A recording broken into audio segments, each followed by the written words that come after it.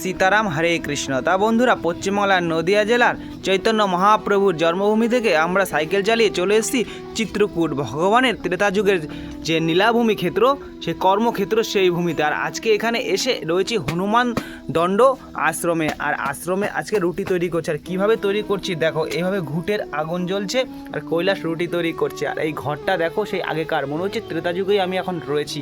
আর এই সেই পিলার, আর এই পাশে সবজি তৈরি হচ্ছে। আর সবজিতে আলু বেগুনের তরকারি, টমেটোর তরকারি। এইদিকে তো রুটির সঙ্গে এইরকমই তরকারি হয়।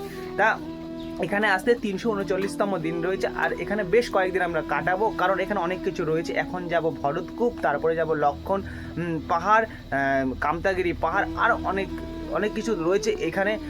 যেখানে শ্রী গৌরস্বামী তুলসীদাসকে ভগবান শ্রী রামচন্দ্র দর্শন দিয়েছিল, স্বয়ং তিলক কেটেছিল, সেই স্থানও তোমাদের দেখাবো। আর সঙ্গে এখানে অনেক নদী রয়েছে। তা বন্ধুরা, তোমরা সকলে ভালো থেকো, আমাদের যাত্রাপথে এভাবেই সাপোর্ট করো।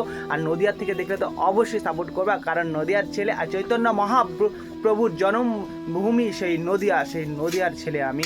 তা বন্ধুরা, ভিডিওটা একটু শেয়ার করে দিও আর প্রেম থেকে লিখে দিও জয় শ্রীরাম। আর যারা এখনও আমার চ্যানেলটা ফলো বা সাবস্ক্রাইব করনি, যদি আমার এই যাত্রাপথের বিভিন্ন পাহাড়, পর্বত, আশ্রম, সাধু সন্ত দেখতে তোমরা ভালোবাসো, তাহলে অবশ্যই ভিডিওটা শেয়ার করে দিই, আমাকে একটু ফলো করে নিও।